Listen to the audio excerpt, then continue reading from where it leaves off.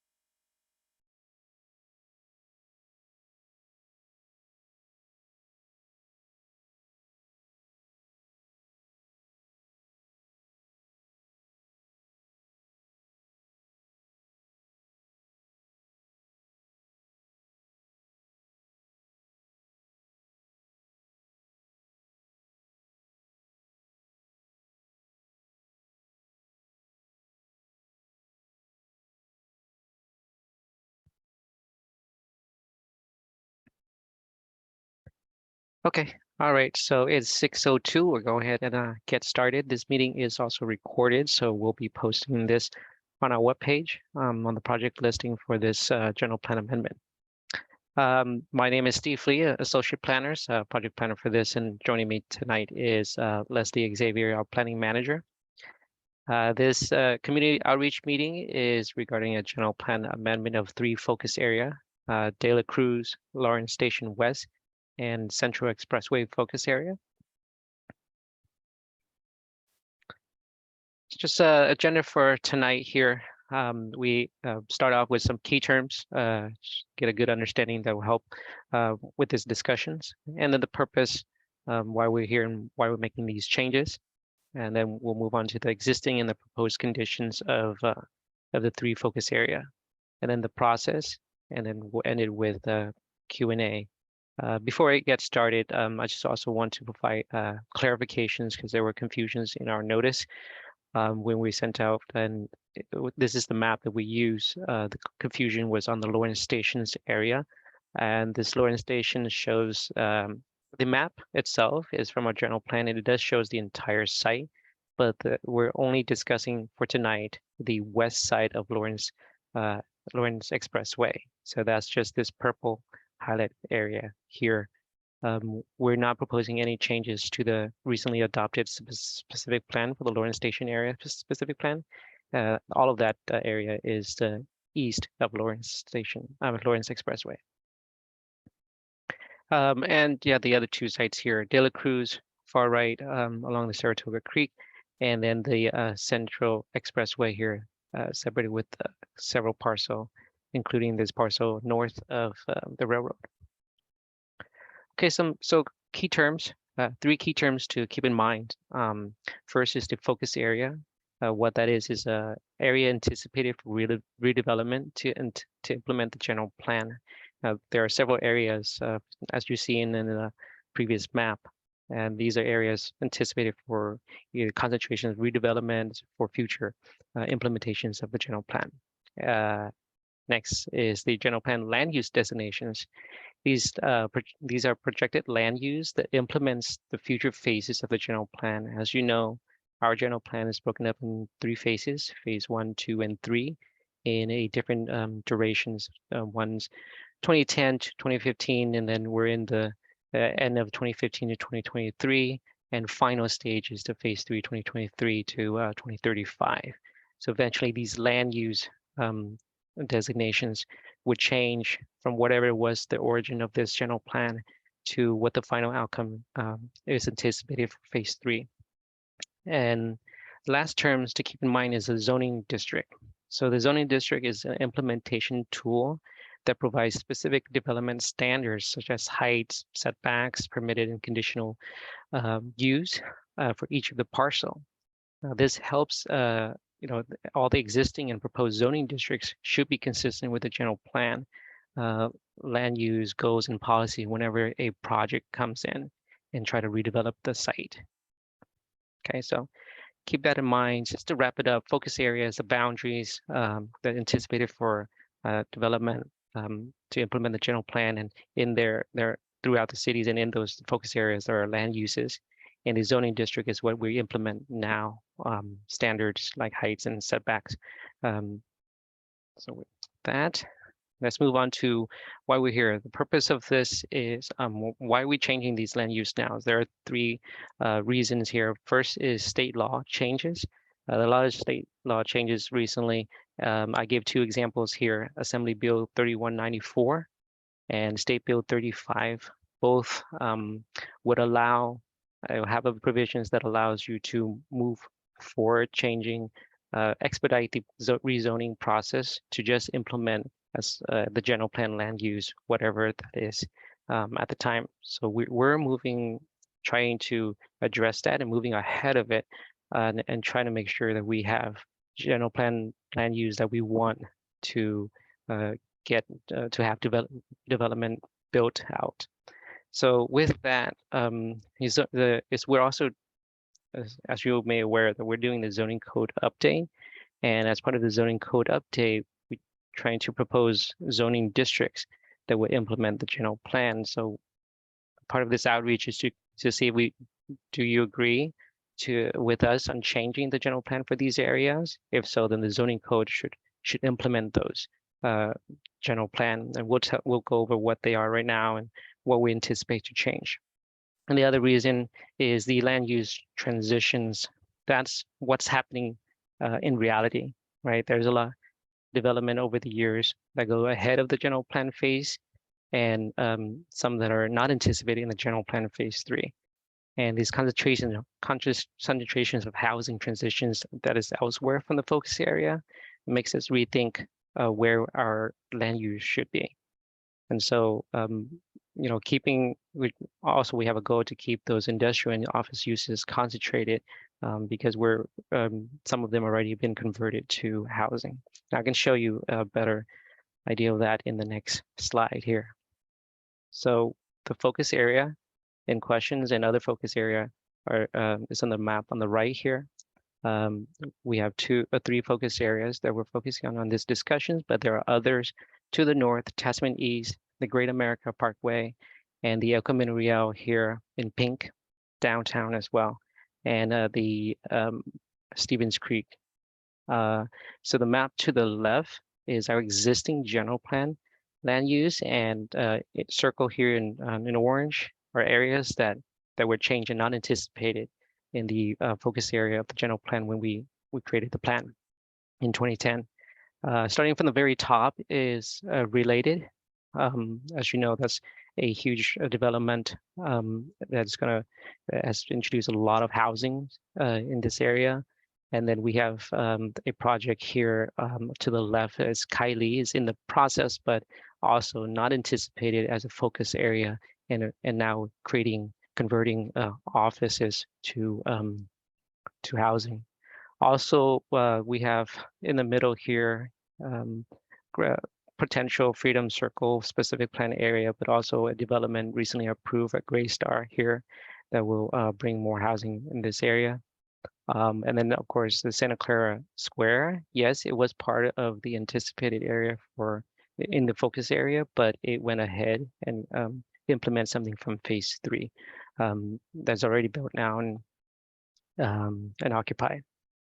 And then we have a little bit of a Monticello here, big parcel housing mixed use development that's also not anticipated in the focus area. So because of these transitions, land use, and what's happening in reality, we want to revisit these 3 areas.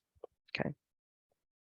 So with that, we'll start with Lawrence Station West. We'll call it Lawrence Station West because it's west of Lawrence Expressway.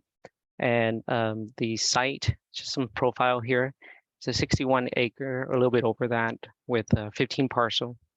The existing zoning districts right now is light industrial and just 1 parcel of B. for public quasi-public is a Silicon Valley power facility site. The existing use now, if you look to the right, shows a lot of offices. Texas Instrument is in the larger parcel here. That's manufacturing and office and other warehouses. So for that, the general plan land use designations right now is existing as light industrial. And for phase 3, we anticipate medium and high density residential. But since given the land use here and this many of these newer is long-term manufacturings and new office buildings, we don't anticipate changes in this area now. And if we do, it'll be more appropriate to either keep the existing land uses as light industrial or propose a high intensity office R&D, given the surrounding uses even in city of Sunnyvale, because this Sunnyvale is basically to the north, west, and south of us. Hey, Steve, can you make the slideshow full screen? Oh, we're seeing the next slide on the right. Oh, no way. Thank you for mentioning that. I've been going through this, looking at my right screen, and it is a full screen. So let me see. I see it's on my first screen. Go ahead. There you go. There we go. Thank you. Okay. Thank you for putting that up. I see it better now, and you probably couldn't see anything from the previous slide. Yeah, okay, but we'll move on, and then I can always go back to the slide. Okay. Next focus area is the Central Expressway.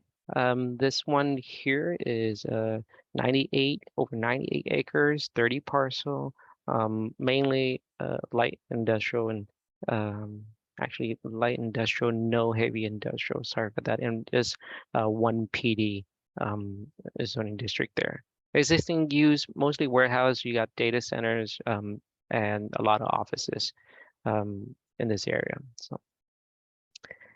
The existing land use now is just light industrial, okay, and the phase 3 anticipation is anticipated for high density residential, and we're thinking, there's not enough of a transitions and services down here in the middle of the city. Most of, if we go back here, is all surrounded by industrial use and high intensity offices. So the proposal is to go back here, just to keep the existing land use in the highlighted area here for phase 3. And why we just highlighted these here is because we already built out the Santa Clara side of this focus area. Okay. Moving on to our last focus areas, the De La Cruz. De La Cruz is a 94-acre site, 83 parcels, and it's mainly light industrial and heavy industrial, and primarily used as warehouses, manufacturing, and some offices. As for the general plan land use, existing now is heavy industrial along the creek, and then some low intensity office R&D just south of the residential single family, and the rest here is light industrial. Proposed change is to keep the existing land use for the phase 3 and not go for the change here anticipated for medium density residential. So how are we going to process this? How are we going to make these changes? So this process will go parallel with the zoning code update, because the zoning code update would have to anticipate what district it will need to propose to implement the general plan. So once we decide if we're going to make these change, then the zoning code update will propose zoning districts consistent with the general plan. And so we're anticipating it'll go before councils in late summer. We don't have the exact date yet. This is our first outreach meeting, so we can update more on our webpage. And also secret clearance, this will go through an addendum to the existing general plan EIR. And as for tribal consultations from Assembly Bill 52 and State Bill 18, since this is a general plan amendment, we'll have to do a 90 days outreach to the tribal tribes in this area to get consultations with them, and we already mailed that out March 9th. So finally, if gets approved and changed, the land use map itself will be updated after the City Council approval of the focus areas. So that concludes the presentations. Leslie and myself can answer any questions you have, and we can go back to the slides if you need to as well. The Q&A is also available if you want to type into the chat. So just go ahead and raise your hand if you have any questions. I see.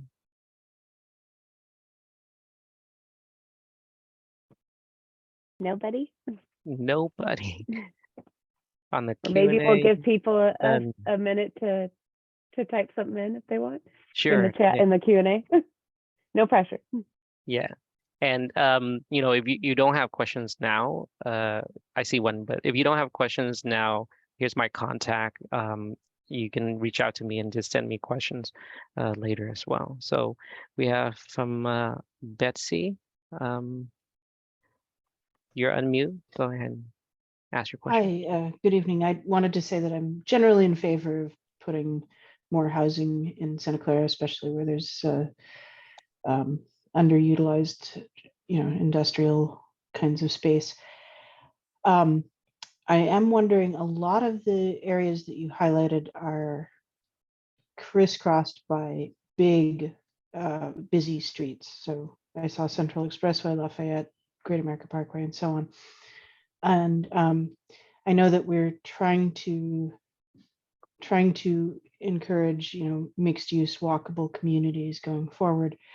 And it seems like as soon as you put, one of these streets in between somebody and their child's school, for instance, it really doesn't matter how walkable you make the community. So I would urge you to coordinate with the transportation staff to really think about it. Some of the streets that are here, Walsh, for instance, are actually being looked at for bicycle and pedestrian improvements. But in general, please coordinate these zoning code updates with the adjacent transportation, because I think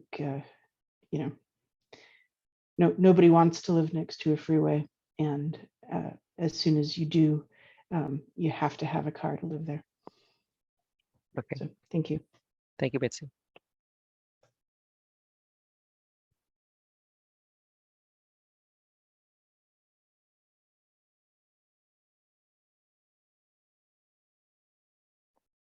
Anyone else?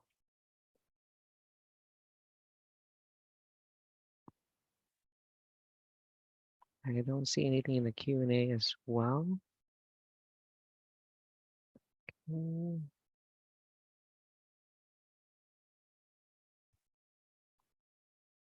Anything you think I need to go over, clarify again, since I didn't have the full screen earlier? We've got one. We've got one, Debbie. Okay, got it. Great. Okay, Debbie, go ahead and unmute yourself. Can any interim housing be built on this area as opposed to, let's say, the Benton and Lawrence Expressway site? Is there planning for any interim shelter or housing in this industrial area? Well, the city doesn't have any anticipated interim housing in these three areas, but interim housing, I believe that is that will be through the state law or state program. I'm not aware of too much of that, so I can't speak to Yeah, I can say, yeah, in general, we wouldn't allow housing on an industrial site. Our current zoning code does allow a temporary shelter, and it has a very specific definition in an industrial area under our current code. And if you give me a second, I can look up that code section for you.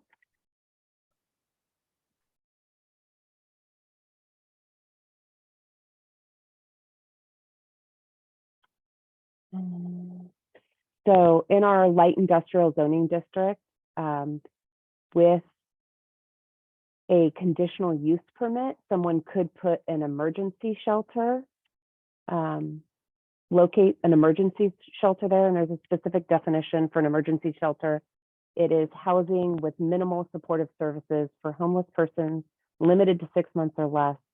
No individual or household may be denied emergency shelter for inability to pay. So that's the definition currently in our zoning code, and that's the only type of housing that could be allowed in our light industrial district. So, because my understanding is that zoning seems easier to change these days. Is that true? Because I live in a residential area, and they want to put a high density interim housing close to my house. And it's currently zoned as low density residential. So I think there's a different process for that project. Okay. But in general, that project may be different because there's different entities involved in the property ownership, which I don't really have the expertise to go into right now. Oh, okay. But I can tell you in general for zoning, it's a council decision whether or not to approve a zoning. And as Steve had said before, the zoning should be consistent with the general plan, which is what the city would like to see the property developed as. Oh, But again, both general plan changes and zoning changes are a council decision. okay. Okay, that's helpful. Thank you. Yeah, thanks. Okay, thanks, David.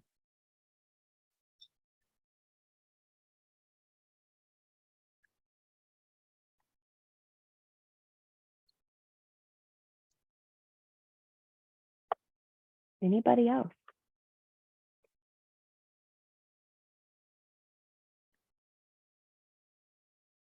Yeah, and then if anybody joined late, feel free to let me know if you want me to repeat anything. Again, this might be a good slide to kind of show at the end here.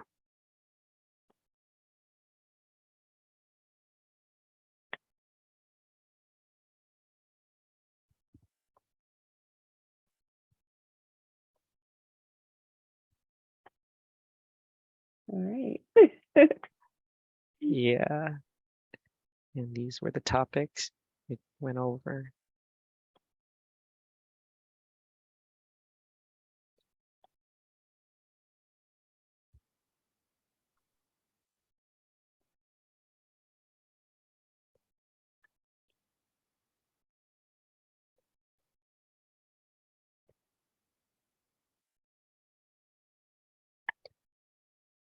Well, I don't see any other, maybe we can do, this is till, this meeting is till 7, but it is recorded. Perhaps we can end it short, and anybody joins who can't see this, at least they have the recording available. Do we want to elaborate more on the process or timeline, Leslie, and any other future opportunity for them to comment or see this again? Yeah. And just review that one more time before we go. So last slide here is the process, right? So again, this is trying to go parallel with the zoning code update, which is anticipated for this summer, before council late this summer. And it's the same discussions, because with the zoning code update, you have to anticipate what what are the standard in the zoning districts and what kind of district might need to be changed to implement the general plan. if we change the general plan, then those zoning districts needs to also be changed so that they're both consistent with each other, because of state law, what may allow you to expedite the rezoning or any zoning change, so that you can implement the general plan. That's why we're having these discussions, because of these changes from state law, and also. The CEQA clearance, in terms of going back to the process, we're going to do an addendum to the general plan EIR. And if we, for example, one change, which is the Lawrence Station West, if we change it to higher intensity office R&D, we may need to do additional study on that. But we'll look into that with our environmental consultant and provide update. You'll see some more of the updates on our city webpage for this. As far as AB 52, that's just something that should be done first. Planning staff, we already mailed out, so that's already complete, and we'll wait to see if we have any tribal consultations that we have to do as part of the CEQA clearance. And then the last part is basically, when will you see this change? You see the land use change in the map after city council approve these focus area to either remain or keep it the same as phase 3. And Steve, there is one question in the Q&A. Okay. Will the Lawrence Station East development zoning stay the same, only proposing to change the focus area designation on the west side? And that is correct. Only Yes. changing the west side. The east side will stay exactly the same. As you can see here, we're only focusing on this west side, and then the recent Lawrence Station specific plan that's shown here. This entire area is the same. No change there. Okay, we have another one. From Betsy. I know the council really didn't understand the city north plan efforts a few years back, but I think it would be valuable to do something like that, whether or not it's called that, so that homes, offices, amenities, and transportation networks all work together. Right now, it feels like we have a bunch of separate projects doing their own things. Appreciate the comments.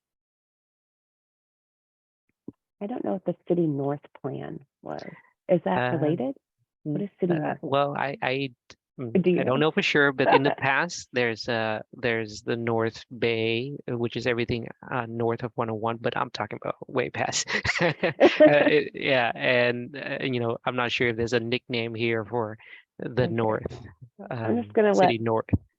Betsy, you raised your hand. So- Can you let city north? So it might have been I can't imagine that it was before your time, but a few years back, staff brought to the council a sort of conceptual city north plan that would have been kind of everything north of the 101, or everything north Okay. of the train tracks or something. Nice. And it was intended to be a general plan for all the new developments in the north end of town, because we are doing so very much. And the council at the time, which was a different council than we have today, didn't quite take to it. They kind of said, "Why are you bringing us this?" And to me, I think that was a mistake, because we do have a lot of new uses going on, and it seems like there isn't a central. I hope you two are overseeing some of it, if informally, even if there's no written plan. But where are the schools going? Where are the stores going? Where are the where are the houses going? So that it all works together when we're done. Because it feels like Related isn't coordinating a whole bunch with Tasman East, and so on and so forth. So that's what that was. Got it. Okay. Thank you for that clarification. Yeah, thank you. Yeah.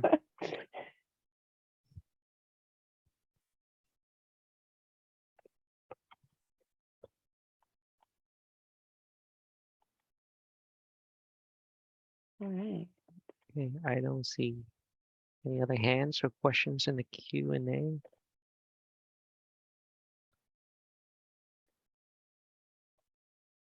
Yeah, no. All right. All right, well, if that's okay, we can probably end it here and thank everyone for joining us. Again, this is recorded, so we'll have it available online, and I'll show my contact here once more, and you can send me email if you have any questions, and anybody who's seen this video, you can send me an email as well. So thank you all. Yeah, Okay. thank you, everyone. Okay. And we'll end the post meeting. the slides online as well, too. Okay, yeah, Yeah. do that. Thank you all. Have a good night. Thanks, Steve.